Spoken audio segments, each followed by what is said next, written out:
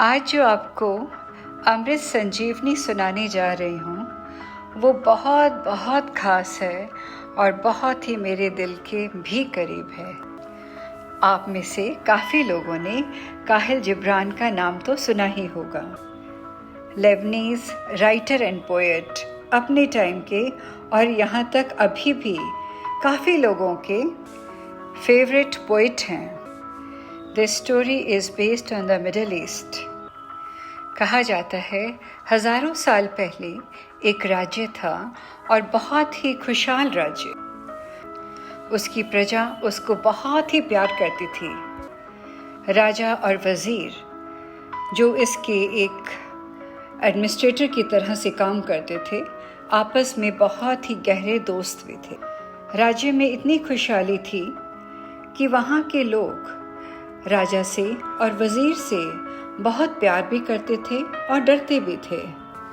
दोस्तों, यह तो आप जानते ही हो, किसी भी लीडर की, चाहे वो घर का हेड हो, किसी ऑर्गेनाइजेशन का लीडर ही हो, किसी स्कूल का टीचर या फिर प्रिंसिपल, कोई पॉलिटिशियन या किसी अपने बिजनेस का ओनर, किसी शॉप का या हॉस्पिटल का ओनर, यह उसकी सबसे अहम क्वालिटी है कि उसकी प्रजा, उसके एम्प्लॉय उससे डरें भी और प्यार भी करें।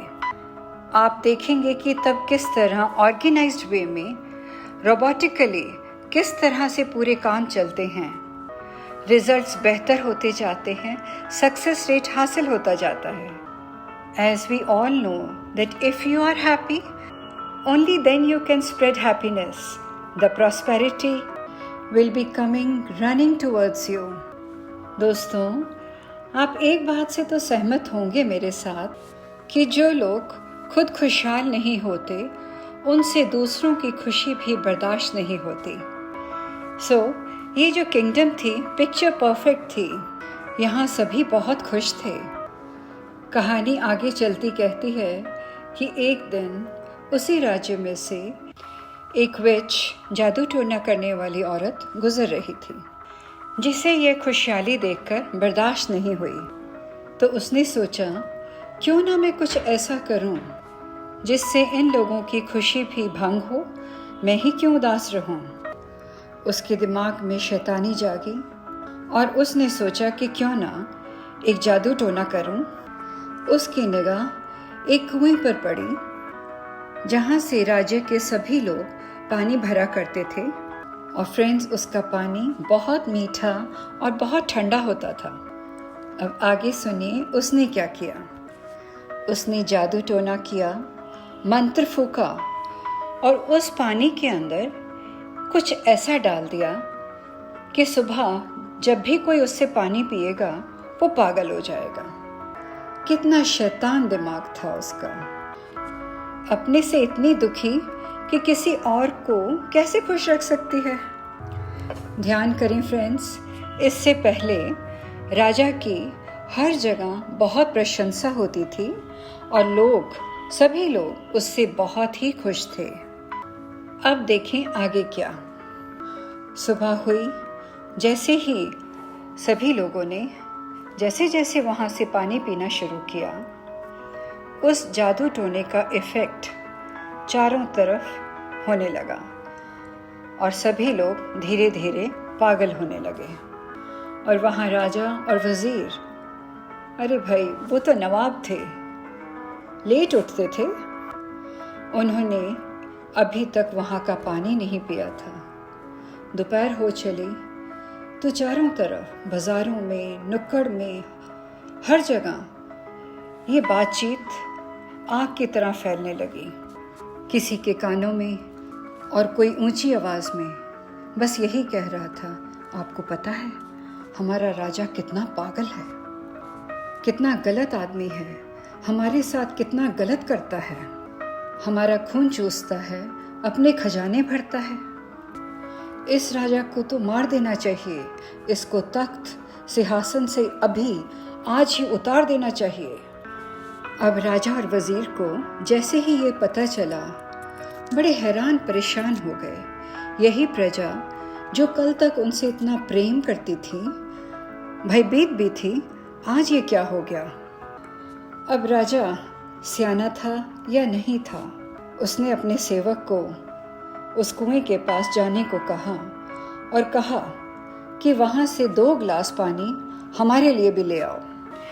और अब देखिए, वो पानी 1 गिलास राजा ने पिया और 1 गिलास उसके वज़ीर ने पिया। अब देखिए आगे क्या हुआ। उस रात पूरे राज्य में खूब जश्न मनाया गया, ढोल नगाड़े संगीत। और फ्रेंड्स, जानते हो सब लोग क्या कह रहे थे? हमारा राजा और वज़ीर देखो दोनों ही नॉर्मल हो गए। फ्रेंड्स, क्या वो नॉर्मल हो गए? नहीं, वो पागल प्रजा में वो भी पागल बन चुके थे और सभी पागल प्रजा को वो अब नॉर्मल दिख रहे थे। सो फ्रेंड्स, ये स्टोरी एप्लीकेबल होती है हम सभी के साथ, स्पेशली जो नई जनरेशन है और हम इस उम्र के लोगों के लिए जो अपनी उम्र की कुछ पड़ाव पार कर चुके हैं। यहाँ फ्रेंड्स, अगर हमें अपनी ज़िंदगी में सक्सेस हासिल करनी है तो क्या हम उस पागल राजा की तरह बन जाएं या फिर लीडर की तरह वो स्किल हासिल करें जिससे हम हमेशा राज करते रहें। उसमें पहली है क्रिटिकल थिंकिंग, आलोचनात्मक तरीके से करी गई सोच, और दूसरा है learn to make your own conclusions. तभी हम अपनी सोसाइटी को, अपने रिश्तों को, अपनी ऑर्गेनाइजेशन को इम्प्रूव कर सकते हैं। हमें चाहिए कि हमें जो चीज़ दी गई है, जो फोटोशॉप्ड इमेज है, कोई सुनती हुई न्यूज़ है, बिना सोचे समझे उस पर यकीन मत करें। आप जानते ही हैं, किसी भी गलत न्यूज़ से, किसी भी फेक बात से दंगे हो जाते हैं, रिश्ते बिगड़ जाते हैं। मानते हैं आप ये सब क्यों होता है? क्योंकि जो हमारा सबसे बड़ा गिफ्ट है, हमारा ह्यूमन ब्रेन, हम उसका पूरा इस्तेमाल नहीं करते। उसको तो बस हॉलीडे पे भेज देते हैं और फिर फंस जाते हैं हम भेड़ चाल में। भेड़ चाल में चलते हुए नतीजे बहुत खतरनाक होते हैं। हिटलर के रूल में जब नाज़ी जर्मनी का रूल ख़त्म हुआ, काफ़ी लोगों से तब इंटरव्यू करे गए और उनसे पूछा गया कि जब आपको पता था कि बहुत कुछ गलत हो रहा है, तब आप लोगों ने आवाज़ क्यों नहीं उठाई? आपको पता था यहूदियों और ज्यूज़ के साथ कितना बुरा हो रहा है, आपने आवाज़ क्यों नहीं उठाई? मालूम है फ्रेंड्स, जर्मन सिटीजन्स ने तब क्या बोला? उन्होंने कहा हमें पता था क्या हो रहा है। और पूछा गया तब आपने आवाज़ क्यों नहीं उठाई? तो उन्होंने कहा हम इसलिए नहीं बोले क्योंकि और कोई नहीं बोला। फ्रेंड्स, क्या हम अपनी ज़िंदगी में कहीं कहीं ऐसा ही तो नहीं कर रहे? सब चुप हैं तो हम भी चुप हैं। साइकोलॉजी में इसे बाय स्टैंडर्ड सिंड्रोम कहा जाता है।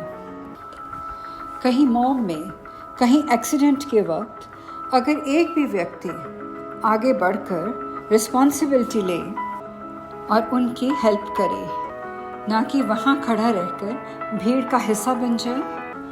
हमें चाहिए कि हम अपने क्रिटिकल थिंकिंग को डेवलप करें, अपनी सोच के साथ अपने कंक्लूजन्स बनाएं। फ्रेंड्स, क्रिटिकल थिंकिंग की क्षमता को बढ़ाने के लिए आप अपने से सवाल पूछें, सोचें, लिखें और साझा करें, गौर करें, ध्यान रखें कि आप अपने लिए सोच रहे हैं।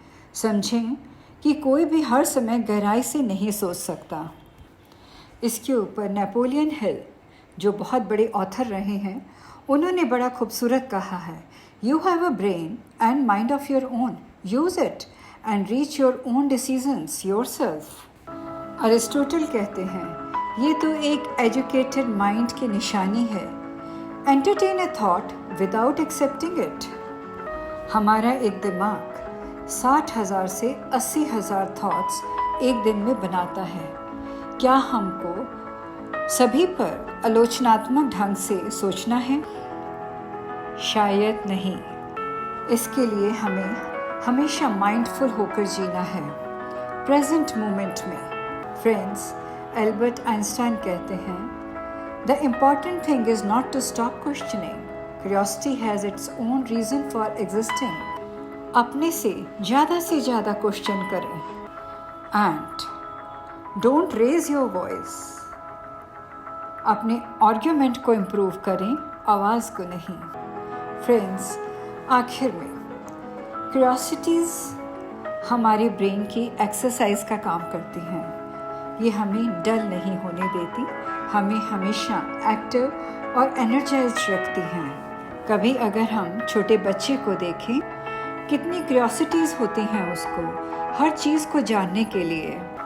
और फ्रेंड्स, वो कितना एक्टिव और कितना ही रिसेप्टिव होता है। So friends, become a leader, set high standards, refuse to tolerate poor performances। अपनी स्टैंडर्ड्स को लो मत करें उन लोगों के लिए जो विलिंग नहीं है आपके स्टैंडर्ड्स तक पहुंचने के लिए। और भी आसान कर देते हैं इस कॉन्सेप्ट को फ्रेंड्स। बस जिस भी डेटी को मानते हैं आप, कृष्णा को, शिवा को, श्री राम को, माता को, जीसस को, अल्लाह को, गुरु नानक देव जी को, साईं बाबा को, जिसको भी मानते हैं, कोई भी सिचुएशन आन पड़े तो बस केवल जिस भी डेटी को मानते हो उसका नाम लेकर अपने से पूछना, कृष्णा आप इस सिचुएशन में क्या करते? आपका दिल दिमाग अपने आप ही आंसर देने लगेगा और आपके विचार और गहरे होते जाएंगे। तो फ्रेंड्स, आज की अमृत संजीवनी यहीं तक।